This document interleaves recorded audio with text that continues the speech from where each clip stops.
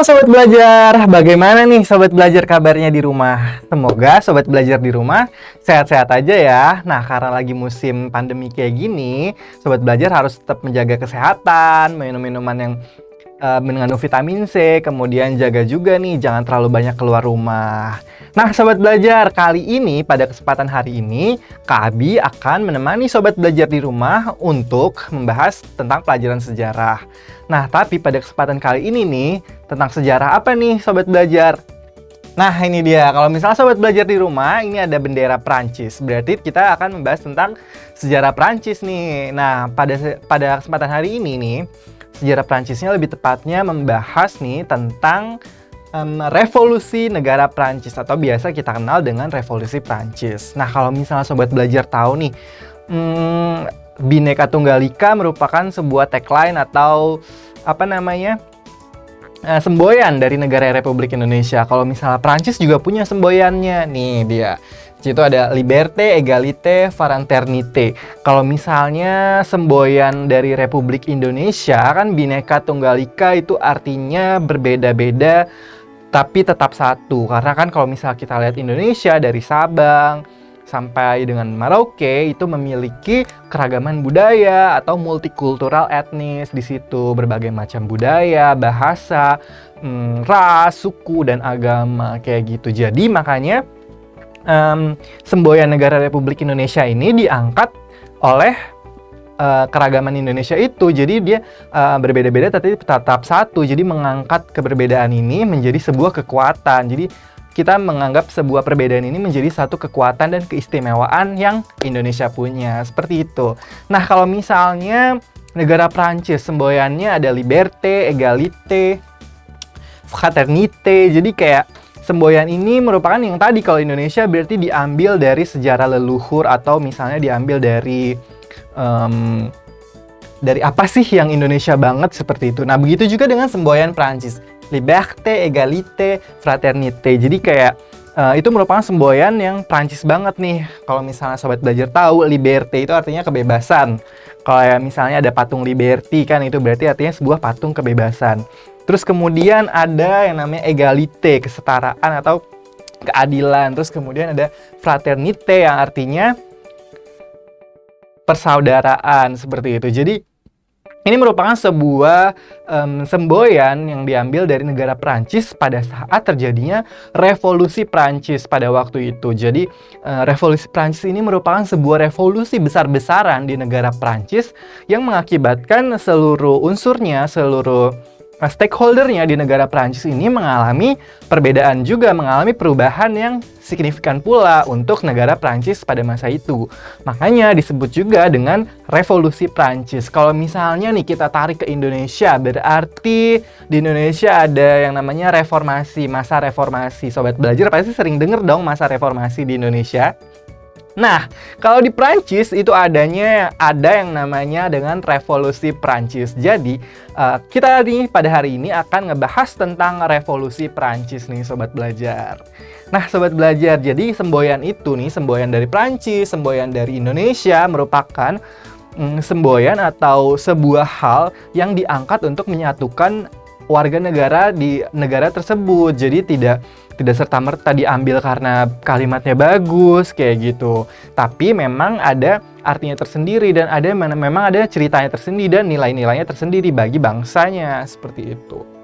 Oke, sudah jelas ya kayak kenapa sih kita ngambil Bhinneka Tunggal Ika atau kenapa Prancis ngambil Liberté, Égalité, Fraternité. Nanti Kak Abi akan bahas lebih dalam lagi karena sebentar lagi kita akan masuk ke topik yang lebih dalam yaitu tentang revolusi Prancis. Oke, kita lanjut ya ke materi yang sebenarnya. Ya, ini dia. Apa sih revolusi Prancis itu? Jadi di sini revolusi Prancis itu dimulai pada tahun 1787 sampai dengan 1799. Jadi pada masa itu negara Republik Prancis mengalami masa reformasi atau masa revolusi yang benar-benar bergejolak di negaranya seperti itu. Apa sih revolusi Prancis itu? Kita lihat di sini. Jadi di sini dituliskan revolusi Prancis itu merupakan salah satu dari revolusi besar dunia salah satu dari revolusi besar dunia. Kalau misal kita lihat, revolusi Prancis itu terjadi pada tahun 1700-an loh Sobat Belajar. Jadi memang yang benar-benar sudah terjadi di masa lampau seperti itu. Kalau misalnya reformasi di Indonesia kan terjadi di tahun 1900-an. Jadi bedanya banyak ya, Sobat Belajar. Nah, ini yang mampu mengubah tatanan kehidupan masyarakat Prancis. Seperti itu. Jadi revolusi ini mengubah tatanan kehidupan nih Sobat Belajar, dari mulai pemerintahan, sistem pemerintahannya, kemudian masyarakatnya, kemudian jati dirinya, seperti itu. Juga terjadi perubahan dan pergejolakan, seperti itu Sobat Belajar. Nah, diingat ya Sobat Belajar, revolusi Prancis terjadi pada tahun ini 1778 sampai dengan 1799. Tapi yang Sobat Belajar harus ketahui nih, ternyata nih ada puncaknya nih. Jadi dari selama revolusi ini berlangsung nih, ada nih puncaknya, yaitu di tahun 1789. Jadi memang ada puncaknya, seperti itu Sobat Belajar. Oke, begitu ya Sobat Belajar. Nah, di sini digambarkan tentang gimana sih revolusi Prancis itu terjadi. Nah, jadi seperti pada revolusi-revolusi umumnya yang terjadi di banyak negara, revolusi ini mengalami banyak pergejolakan nih Sobat Belajar. Jadi banyak juga pertentangan. Kalau misalnya Sobat Belajar tahu, dulunya negara Prancis ini merupakan negara monarki absolut. Jadi maksudnya monarki absolut ini adalah negara yang masih memiliki sistem pemerintahannya, yaitu kerajaan. Jadi raja sebagai kepala negara, kemudian raja sebagai pengendali, raja sebagai tertinggi di bidang politik, raja juga sebagai sistem diplomatisnya, seperti itu. Jadi raja yang benar-benar berkuasa. Jadi monarki absolut. Jadi benar-benar raja.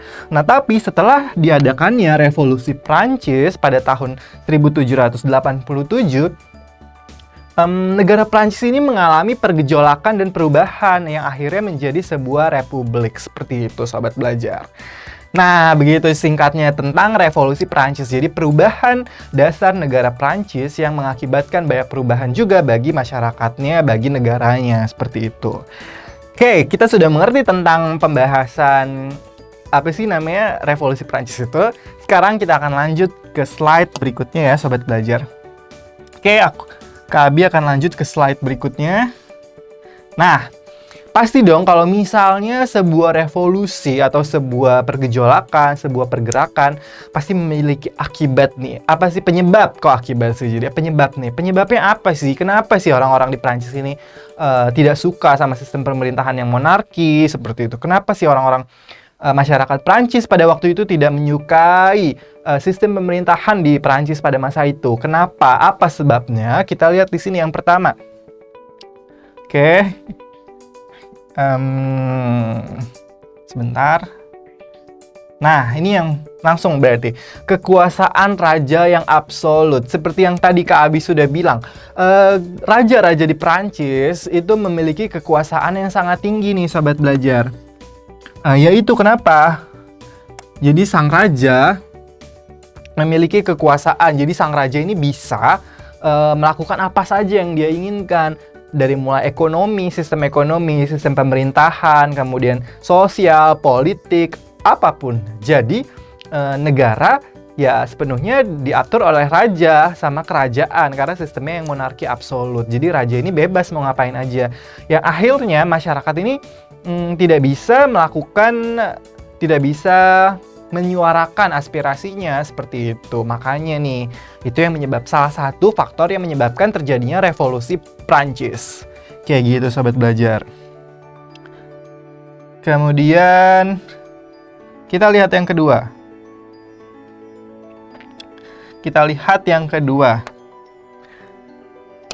Oke, Kak Abi gedein dulu. Nah, yang kedua. Tentang yang satu udah, yang kedua, ketimpangan masyarakat nih Sobat Belajar.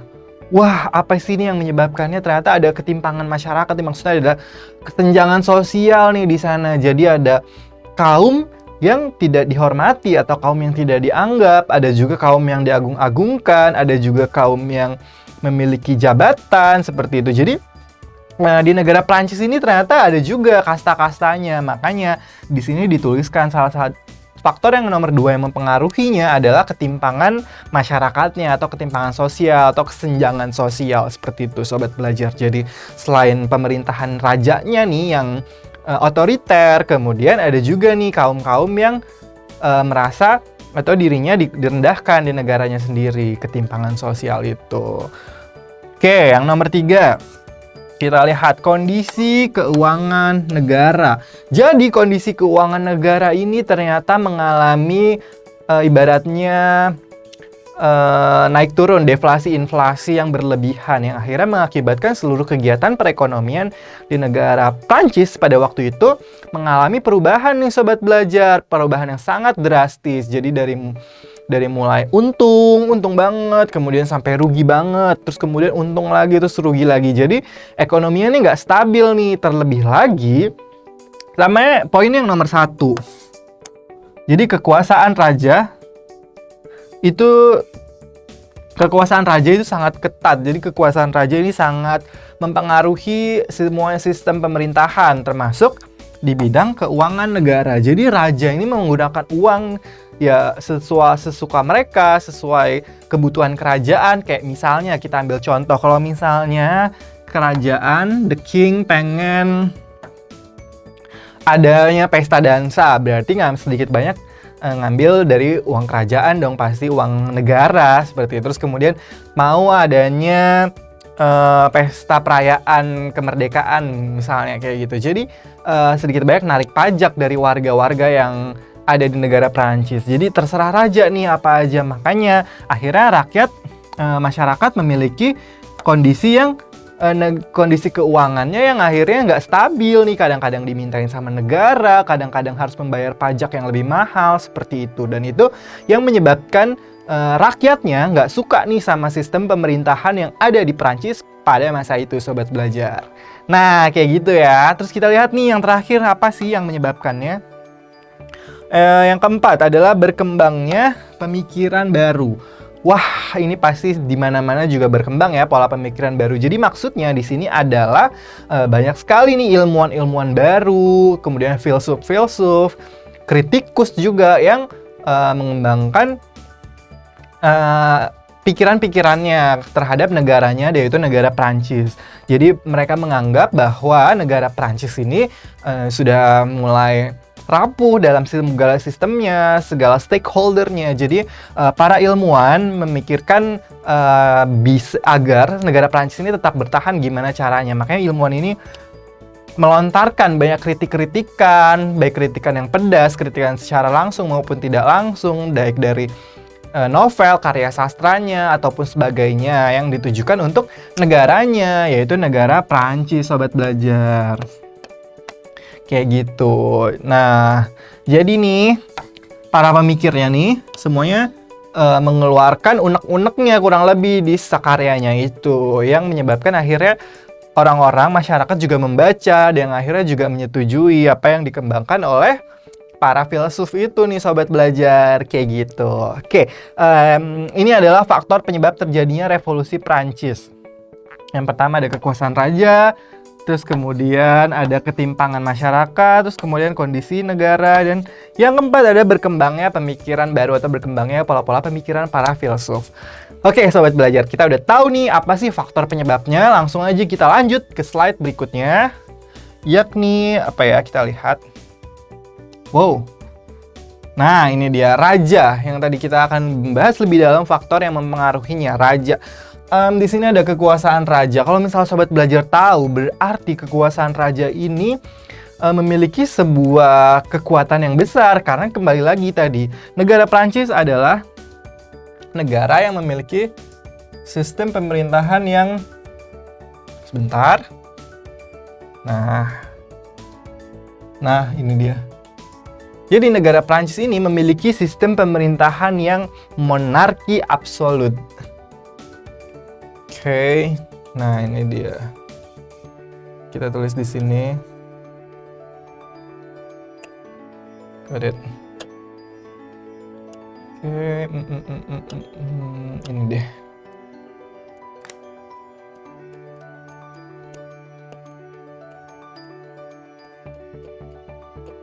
Nah, jadi sistem pemerintahan negara, kalau misal sobat belajar tahu, Indonesia kan republik ya, yang demokrasi kayak gitu. Nah, kalau misalnya Prancis ini pada waktu itu sebelum masa reformasi atau masa revolusi Prancis memiliki sistem pemerintahan monarki absolut, artinya segala pemerintahannya dipegang tunggal, diatur oleh seorang raja gitu. Nah, kenapa sih kekuasaan raja ini banyak banget? Ya karena tadi raja yang bebas mau ngapain aja. Raja mau ngadain pesta ya terserah raja. Raja mau anaknya yang masih kecil gantiin, terserah dia juga. Terus kemudian raja mau ngadain pernikahan yang besar-besaran di negaranya, terserah raja. Terus kemudian raja mau perang ya terserah raja pula kayak gitu. Jadi semuanya diatur oleh raja. Jadi ini yang menyebabkan rakyatnya ini kok kayak didiemin aja. Dia rakyat di negara Perancis nih, tapi dia juga nggak diajak berperan penting dalam negaranya gitu, sobat belajar. Nah, ternyata raja-raja ini yang memiliki kekuatan, yaitu ini kita lihat di sini ada Raja Louis, King Louis ke-14. Jadi ternyata dari zamannya King Louis ke-14 sampai dengan King Louis yang ke-14, 15, 16, 17 berlanjut 14, 15. Nah, itu tuh sampai 16. Jadi negara Prancis itu di situ mengalami masa pergejolakan atau yang kita sebut dengan yang namanya revolusi Prancis itu pada masanya mereka kayak gitu, sobat belajar. Jadi masa Raja Louis ke-14. Jadi beliau hidup sekitar tahun 1638 sampai dengan 1715. Nah, itu kan berarti pada masa-masa dimulainya revolusi Prancis nih, sobat belajar, kayak gitu. Kita lihat ya kehidupan raja yang glamor kayak gitu kan. Kalau misalnya sobat belajar ngelihat film ini Beauty and the Beast, kan itu ngambilnya latar belakang negara Prancis pada era 1500-an atau 1700-an misalnya. Nah, di situ kan kita lihat ya kalau si Beauty-nya rumah yang sederhana kayak gitu, digambarkan seperti itu. Kalau misalnya kita lihat The King-nya, rajanya, mewah ya, pakaiannya, glamor, semuanya khas raja-raja Prancis pada masa itu. Oke, kita lanjut faktor yang berikutnya. Nah, ketimpangan rakyat yang tadi Kak Abi bilang. Jadi ketimpangan rakyat ini ada kaum-kaum yang berbeda nih. Ternyata ada kasta di sana. Jadi bukan hanya pada masa Hindu-Buddha saja. Ternyata pada masa kerajaan Prancis nih, sobat belajar, itu juga ada kastanya loh nih. Kasta-kasta yang ada. Nah, kita lihat di sini. Yang pertama, yang paling tinggi, ada The King alias raja. Kita tulis The King. Nah, jadi ini nomor 1 ya, raja yang paling tinggi. Terus kemudian di posisi berikutnya, nomor 2, ada kaum disebutnya pendeta atau kaum agamawan, agamawati seperti itu. Jadi kaum pendeta di sana memiliki keistimewaan pula. Jadi yang mendapat keistimewaan itu ya kaum raja dan kaum pendeta gitu, kaum bangsawan kayak gitu. Jadi ini kaum pendeta dan bangsawan adanya di nomor kedua seperti itu. Di sana mereka nih The King and the pendeta, raja dan pendeta ini mendapatkan keistimewaan nih, sobat belajar, kayak gitu. Jadi berbeda sama kaum yang ketiga, kasta yang paling bawah nih. Ternyata di kasta yang paling bawah ada yang rakyat biasa. Nah, ini dia, rakyat. Nah, rakyat. Jadi ternyata nih, sobat belajar, di sana juga ada sistem kasta. Makanya ini yang menyebabkan rakyat di negara Prancis rasa adanya nih diferensiasi sosial, ada perbeda-bedaan kasta kayak gitu kan. Mereka nggak mau ada kasta. Jadi akhirnya mereka bergejolak dan mendukung terjadinya sebuah revolusi kayak gitu, sobat belajar. Nah, kita akan lanjut ke faktor yang ketiga. Ini sudah ngerti ya kenapa adanya ketimpangan rakyat, ketimpangan sosial. Nah, yang tadi ketiga, adanya kondisi keuangan negara yang tidak stabil nih, sobat belajar. Yang tadi Kak Abi bilang, jadi kalau misal kondisi keuangan negara yang tidak stabil, ini pasti ada penyebabnya. Tapi sobat belajar yang harus ketahuin adalah penyebab utamanya, tahu nggak apa? Nah, ini dia. Kalau misal sobat belajar di sini ngeliat, ini ada potret pesta kerajaan. Jadi raja ini suka berfoya-foya, suka korupsi untuk mengadakan sebuah pesta kerajaan yang mewah kayak gitu. Jadi sang raja bebas mengambil uang dari negaranya, bebas menggunakan uang dari negaranya untuk kebutuhan pribadi dan kebutuhan kerajaan. Seperti itu. Dia mulai menyiapkan pesta yang mewah kayak gitu, terus menyiapkan makanan-makanannya, menyiapkan baju dan pakaian yang pada saat itu masih susah dicari kayak gitu loh. Jadi akhirnya uang kerajaan yang seharusnya masih ada, ya beliau pergunakan, sang raja pergunakan untuk mengadakan pesta seperti ini, perjamuan makan dan lain sebagainya. Makanya nih keuangan negara akhirnya goyah pada masa itu kayak gitu sobat belajar, yang menyebabkan kondisi keuangan negaranya goyah. Kayak gitu ya sobat belajar. Oke, sekarang kita lanjut yang faktor berikutnya. Apa sih faktor berikutnya? Yang keempat pasti, ya ini berkembangnya pemikiran-pemikiran atau para filsuf. Jadi ternyata nih para filsuf ini juga memiliki karya, memiliki sebuah tulisan, memiliki sebuah kritikan baik dalam bidang sastra, seni, dan lain sebagainya. Jadi mereka semuanya membangun sebuah pemikiran-pemikiran baru, kritikan-kritikan baru kayak gitu. Nah ini contohnya, ada buku-bukunya kayak gitu. Tapi yang paling terkenal siapa nih sobat belajar? Nih, seorang kritikus bernama Montesquieu. Pasti sobat belajar sudah sering dengar dong, siapa aja sih kritikusnya atau filsuf-filsufnya atau pemikir-pemikirnya nih. Ini ketiga pemikir yang sobat belajar harus tahu. Montesquieu, Voltaire, dan Jean-Jacques. Kayak gitu. Jadi mereka bertiga ini merupakan sebuah pemikir atau filsuf pada masa revolusi Prancis nih, yang menggerakkan revolusi Prancis pada masa itu. Yang akhirnya negara Prancis pada masa itu berevolusi kayak gitu. Jadi karena faktor-faktor yang tadi sudah kita bahas. Oke, kami lanjut ke slide berikutnya. Oke, nah.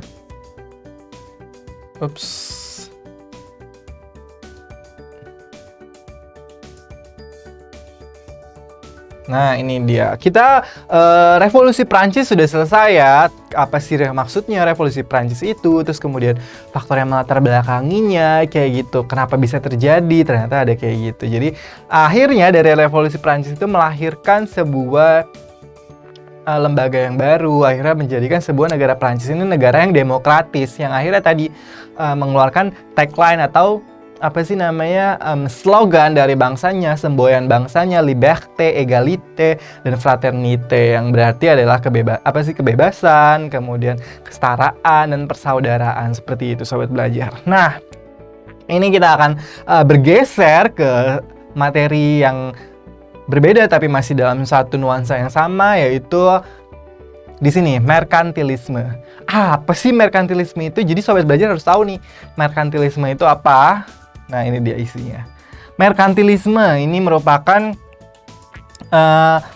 sebuah sistem perdagangan. Jadi di sini adalah merupakan sebuah sistem perdagangan, yaitu untuk mencari keuntungan yang sebesar-besarnya. Jadi dia mengeksplorasi apapun yang bisa dieksplor, menggali potensi apapun yang bisa dieksplor, menggali apapun potensi yang ada untuk dijual, untuk diekspor kayak gitu.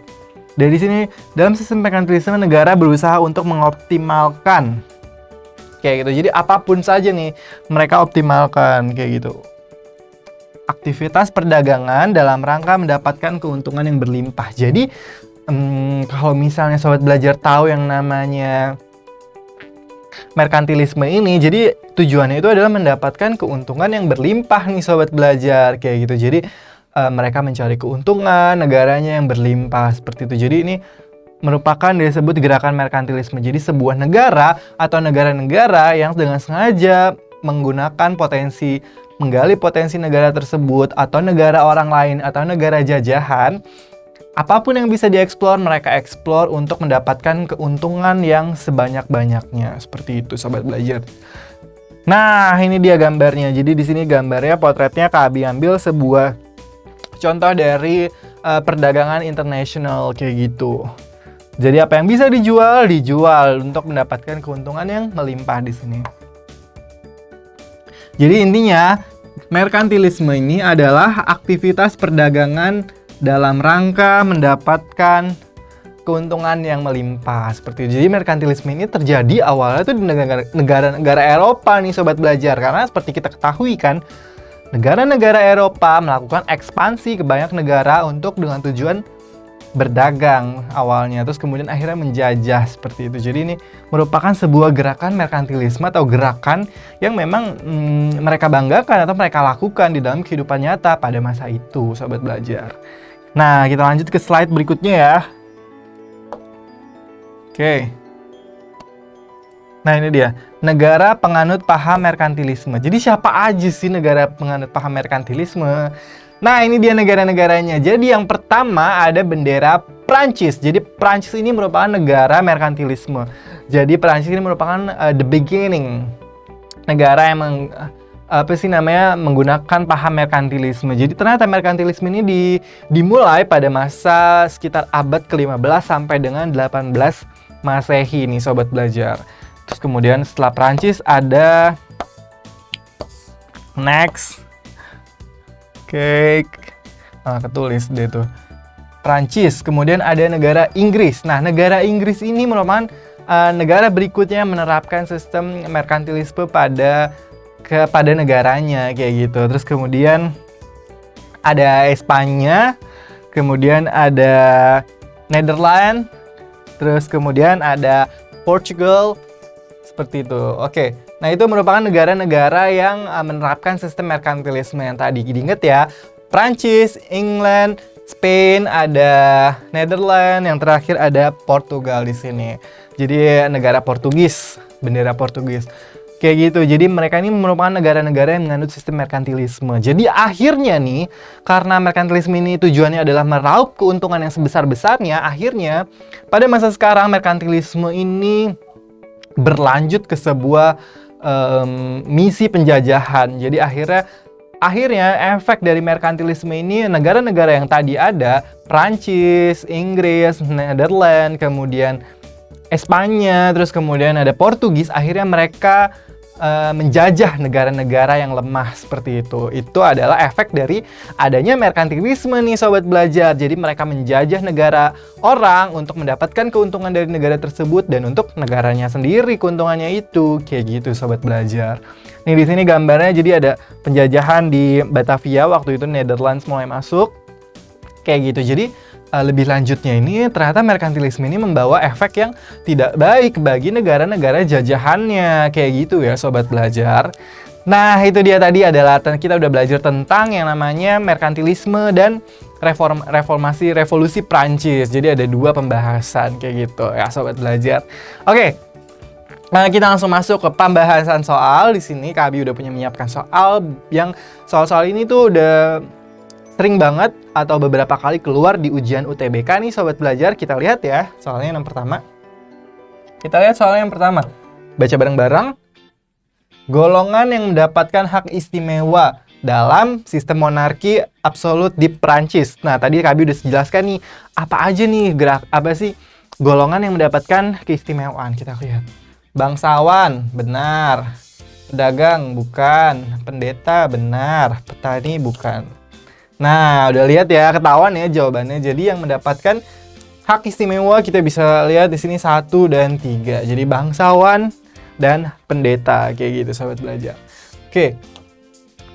Lanjut kita ke soal berikutnya, nomor 2. Nah, ini dia soal sebab akibat ya, kita jumpai. Soal nomor 2. Kita baca bareng-bareng. Keterlibatan Prancis dalam perang kemerdekaan Amerika telah mengakibatkan krisis ekonomi yang berkepanjangan di Prancis. Jadi keterlibatan Prancis ini menyebabkan krisis ekonomi yang berkepanjangan.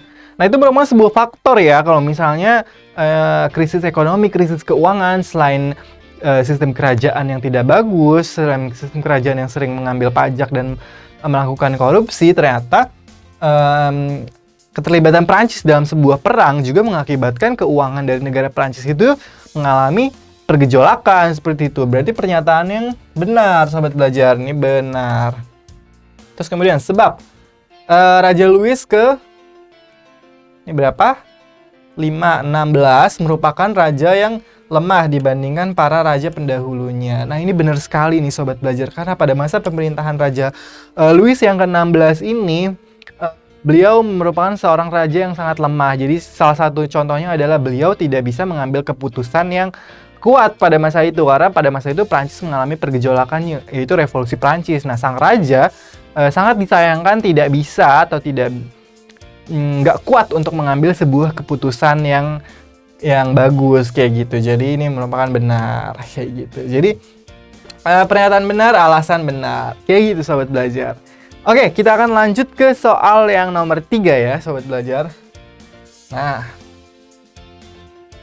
oke, masih soal sebab akibat ternyata. Kita baca lagi bareng-bareng. Raja Prancis pada rezim monarki absolut menganggap pemerintahannya adalah pemerintahan Tuhan. Wow, pemerintahan Tuhan. Kita baca sebabnya. Teori kedaulatan raja berasal dari pemikiran Albert Einstein. Wah, ini Albert Einstein dibawa-bawa nih. Albert Einstein ini kan dari Jerman ya, Sobat Belajar. Jadi kalau misalnya, dan Albert Einstein ini merupakan ahli fisika. Jadi kayak seorang ahli fisika mengkritik kedaulatan Raja Prancis. Wah, itu nggak cocok ya, berarti ini salah yang ini. Kita lihat yang nomor yang atasnya. Raja Prancis pada rezim monarki absolut, berarti maksudnya Raja Prancis pada masa kerajaannya di rezim monarki menganggap pemerintahnya adalah Tuhan. Ya, dan ini adalah benar pernyataannya. Kenapa? Mereka, para raja mendewakan dirinya, mengangkat dirinya bahwa ya kasta yang tertinggi adalah raja. Bahkan rakyatnya pun harus menyembah sama raja, karena raja itu adalah Tuhan pada masa itu di negara Prancis. Jadi sang raja menyebut dirinya atau memaksa nih semua penduduknya kalau misalnya dia adalah Tuhan, seperti itu. Jadi ini merupakan benar kayak gitu. Pernyataan benar, alasan salah kayak gitu Sobat Belajar. Ini jelas salah ya. Albert Einstein ini tidak ada hubungannya sama revolusi Prancis kayak gitu Sobat Belajar. Oke, kita lanjut ke nomor yang keempat. Nomor keempat. Nah, ini nomor keempat. Kita baca bareng-bareng. Hak istimewa yang didapatkan oleh golongan gereja. Nah, yang tadi nih golongan yang ada 3 golongan nih hak. Jadi kalau misalnya Sobat Belajar lupa, Kabi tulis lagi. Yang satu, yang pertama ini adalah golongan raja, the king. Masa Kabi nyebutnya the king. Terus kemudian golongan yang kedua adalah golongan pendeta. Pendeta, agamawan, kemudian yang di sini apa?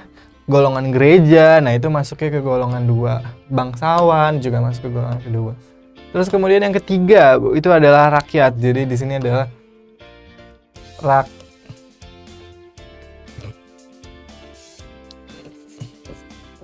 rakyatnya. Jadi ada the king, terus kemudian golongan kedua golongan pendeta, yang ketiga adalah golongan rakyat. Jadi ternyata nih Sobat Belajar, di Prancis ini karena adanya sistem kasta seperti ini, yang mendapatkan keistimewaan itu adalah the king dan pendeta saja. Jadi rakyat biasa atau rakyat jelata itu nggak dapat keistimewaan oleh negaranya sendiri. Wah, itu kayak mengkhawatirkan banget kan. Makanya di sana timbul revolusi Prancis nih Sobat Belajar kayak gitu.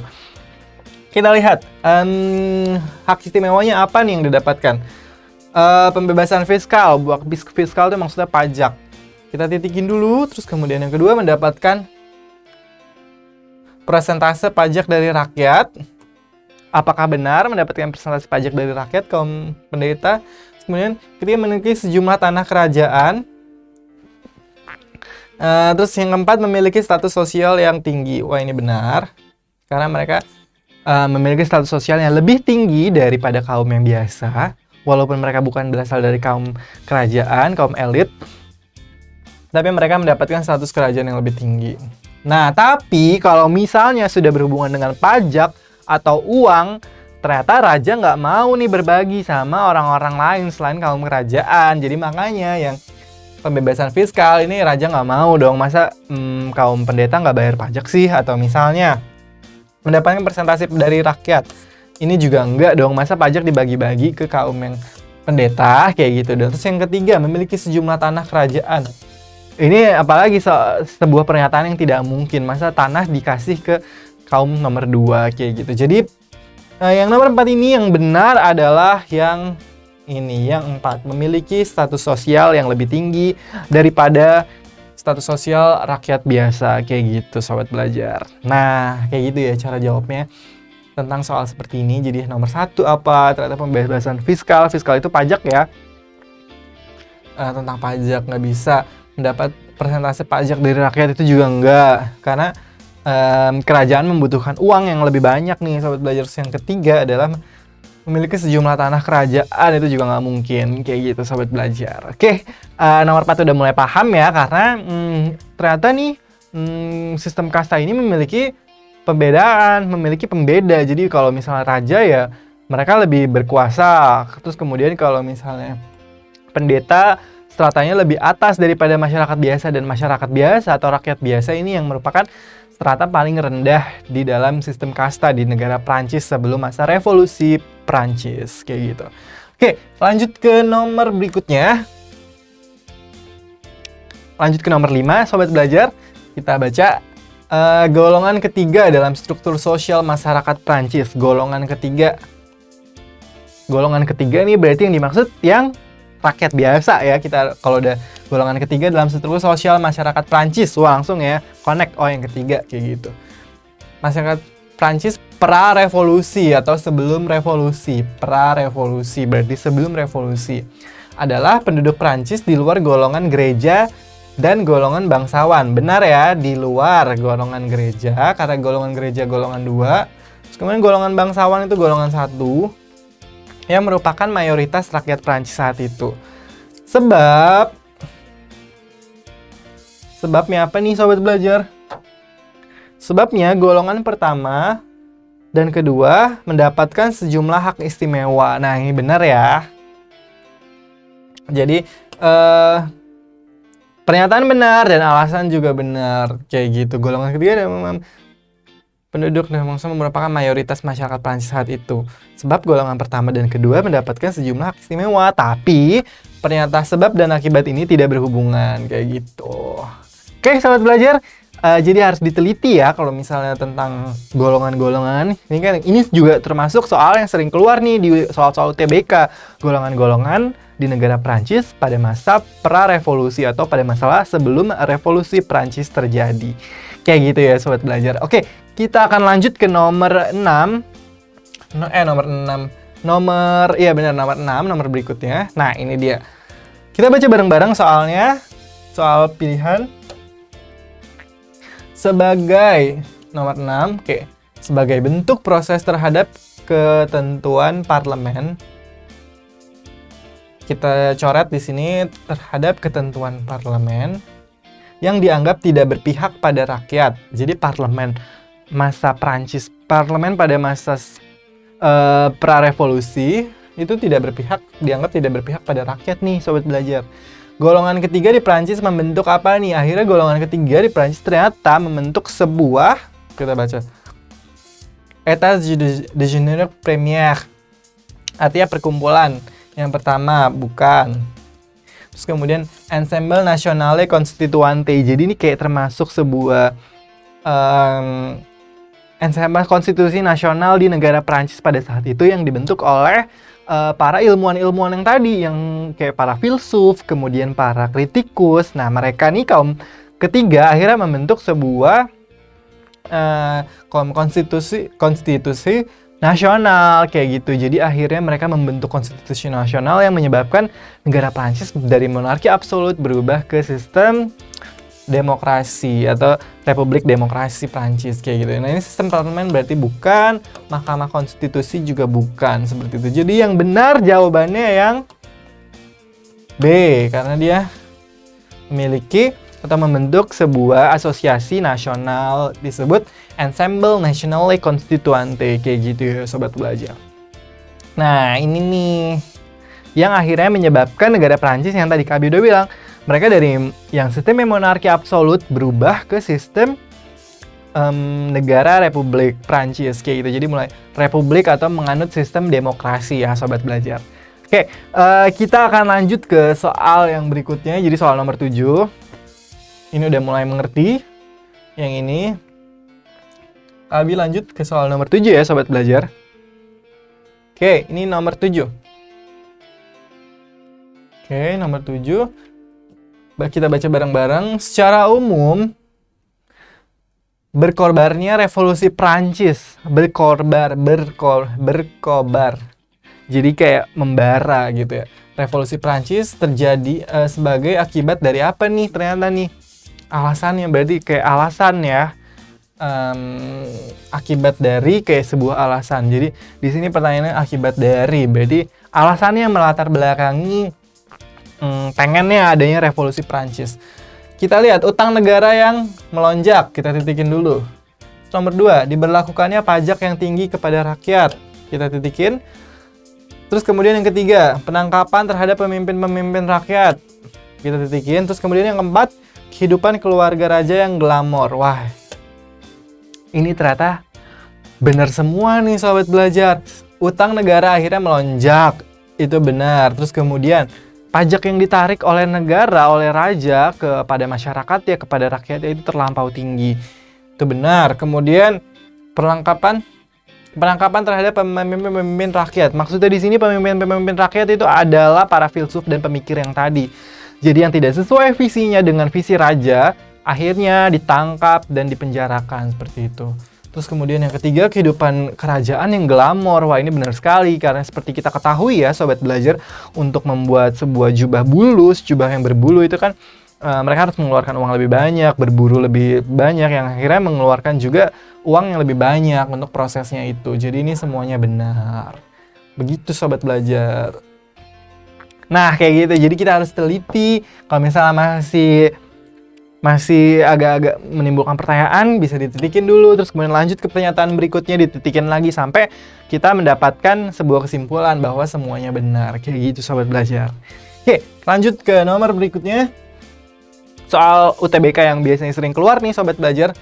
Kita lihat. Oh, ini yang tadi udah sering Kak Abi sebutkan ya. Ini gampang karena tadi slogan revolusi Prancis. Apa aja? Jelas ya, liberté, égalité, fraternité. Jadi 1, 2, dan 3. 1, 2, dan 3. Kayak gitu. Oke, slogan revolusi Prancis tahu ya. Yang tadi kayak semboyan negara seperti itu. Lanjut ke slide berikutnya. Ini sudah hafal pasti. Oh, masih dalam berhubungan slogan nomor 9. Kita baca bareng-bareng. Slogan revolusi Prancis yaitu ini, liberté, égalité, fraternité, yang berarti apa nih tadi Kak Abi sudah sebutkan secara berulang-ulang nih sobat belajar. Kita lihat di sini yang pertama itu kebebasan. Bener ya, kebebasan, semua benar. Terus yang kedua ada keadilan atau keadilan. Kita lihat yang kedua, ada keadilan kah? Kehormatan, bukan. Kebangsaan, bukan. Kejayaan, bukan. Persamaan juga bukan. Keadilan. Nah, ini benar nih. Yang terakhir kesetaraan. Nah, berarti yang E. Jadi liberté itu artinya adalah kebebasan. Kemudian égalité yang berarti adalah keadilan. Dan fraternité yang berarti kesetaraan. Kayak gitu. Kesetaraan, kebersamaan kayak gitu. Oke, kita akan lanjut ke soal UTBK yang terakhir. Yang ini. Akibat dari revolusi Prancis nih, pasti ada akibatnya dong dari revolusi pada akhir abad ke-18. Antara lain, akibatnya apa? Negara-negara di Eropa menjalankan imperialisme modern. Imperialisme ini berarti penjajahan ya, ini enggak. Karena penjajahan itu sudah berlangsung langsung dari puluhan tahun sebelum revolusi Prancis terjadi. Terus kemudian hak asasi manusia mulai dijunjung tinggi. Titikin. Kemudian dijalankan sistem absolutisme monarki. Enggak. Karena kan absolut monarki kan sudah ada sebelum revolusi Prancis terjadi. Ini kan yang di sini yang ditanya akibat. Terus kemudian berkembangnya paham demokrasi, ini benar. Nah, jadi yang benar ini ya, demokrasi mulai dijunjung tinggi, hak asasi. Terus kemudian berkembangnya dengan demokrasi. Jadi jawabannya 2 dan 4. Kayak gitu. Oke, sobat belajar, ternyata nggak terasa nih kita sudah melalui waktu 45 menit ya. Kayak udah lama banget, padahal materinya juga seru. Karena kita membahas tentang tadi ada 2 materi, jadi revolusi Prancis dan yang tadi tentang paham tentang penjualan atau mengambil keuntungan sebanyak-banyaknya, kayak gitu. Oke, sobat belajar. Nah, semoga pembahasan kali ini sobat belajar semakin mengerti dan memahami tentang revolusi Prancis nih, khususnya untuk soal-soal UTBK ya, sobat belajar. Karena kalau misalnya sobat belajar tentang belajar UTBK, itu memang harus belajar tentang soal-soalnya. Jadi diulang terus di rumah sampai sobat belajar bisa mengerti dan memahaminya. Kayak gitu sobat belajar. Nah, sobat belajar, Kabi pamit undur diri ya, sobat belajar. Karena belajar itu mudah, ayo belajar. Jangan lupa belajar, karena sekarang belajar itu mudah. Ayo belajar!